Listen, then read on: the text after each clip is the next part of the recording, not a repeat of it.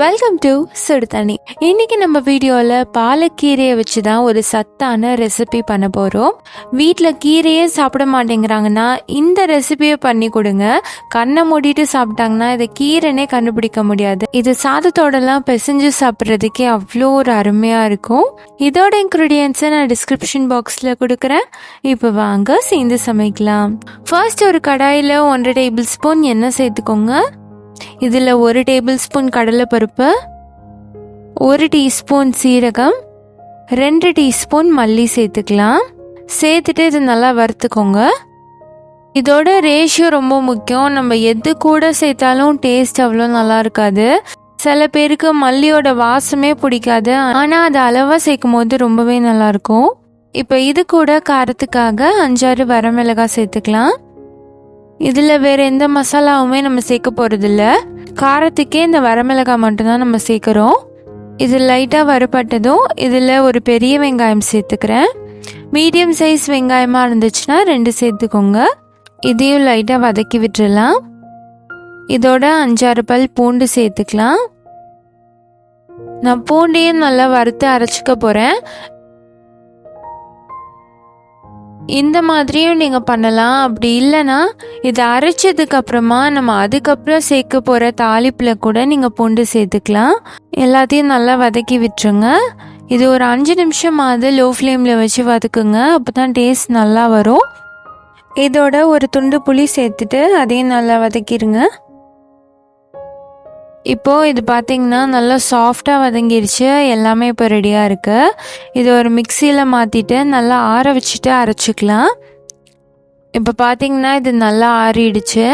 இதை தண்ணி சேர்க்காமல் நம்ம அரைச்சிக்கலாம். தேவைப்பட்டுச்சுன்னா லைட்டாக தெளிச்சுக்கோங்க. இந்த மாதிரி திக்காக இருக்கட்டும். அடுத்து இதே கடாயில் இருக்கிற எண்ணெயிலேயே 1 டீஸ்பூன் உளுத்தம்பருப்பு சேர்த்துக்கிறேன். நீங்கள் என்ன வேணும்னா ஆட் பண்ணிக்கலாம். இதில் 2 வரமிளகாய், 1 கொத்து கருவேப்பிலை சேர்த்துக்கிறேன். சேர்த்துட்டு ஒரு 4-5 பல் பூண்டை இடித்து சேர்த்துக்கிறேன். லைட்டாக வதக்கிடலாம். இப்போ இது கூட ஒரு கட்டு பாலக்கீரையை நல்லா ஆஞ்சிட்டு கழுவி குட்டி குட்டியாக சாப் பண்ணி இதில் சேர்த்துருக்கேன். கீரை நல்லா வாஷ் பண்ணியிருக்கணும். ஒரு 2-3 தடவையாவது நல்லா வாஷ் பண்ணதுக்கப்புறம் அரிஞ்சிட்டு சேருங்க. இதுக்கு தேவையான அளவு உப்பு சேர்த்துக்கலாம். நான் 3/4 டீஸ்பூன் சேர்த்துருக்கேன். ஆல்ரெடி நம்ம அரைச்சி வச்சுருக்கிறதுக்கும் சேர்த்து உப்பு சேர்த்துக்கிறேன். சேர்த்துட்டு நல்லா வேக விட்டுருங்க. கீரை இவ்வளோ இருக்கே அப்படின்னு நினைக்க வேணாம், நல்லா சுருங்கி வந்துடும். அதனால தான் ஒரு கட்டு ஃபுல்லாகவே நான் சேர்த்துருக்கேன்.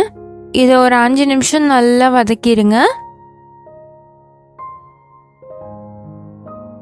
இந்த ஸ்டேஜில் நம்ம அரைச்சி வச்சுருக்க அந்த பேஸ்ட் இதில் சேர்த்துடலாம்.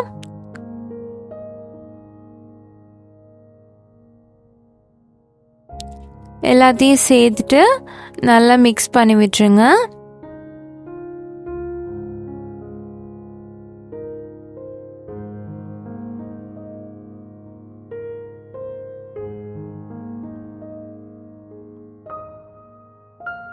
இது நல்லா மிக்ஸ் ஆனதுக்கப்புறமா இதில் இருக்க எண்ணெய் அப்படியே பிரிஞ்சு வரும். அந்த அளவுக்கு இதை கொஞ்சம் லோ ஃப்ளேம்லேயே வச்சு குக் பண்ணிக்கோங்க.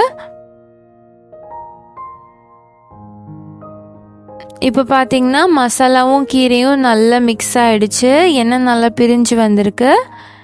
இது மாதிரி இருக்கணும். இது வெறும் சாதத்தில் பிசைஞ்சு சாப்பிடவே அவ்வளோ சூப்பராக இருக்கும். குழந்தைங்கள்லாம் சாப்பிட மாட்டேங்கிறாங்க அப்படின்னா நீங்களே இதை பிசைஞ்சு கையில் உருண்டை மாதிரி உருட்டி கொடுங்க. டேஸ்ட் ரொம்ப நல்லா இருக்கனால இது என்னெல்லாம் ஆராய்ச்சி பண்ண மாட்டாங்க, ஈஸியாக சாப்பிட்ருவாங்க. இந்த மாதிரி கீரை ரெசிபியை நீங்களும் ட்ரை பண்ணி பாருங்கள். கண்டிப்பாக உங்கள் வீட்டில் இனிமேல் கீரை சாப்பிட மாட்டேங்கிறாங்கங்கிற பிரச்சனையே இருக்காது.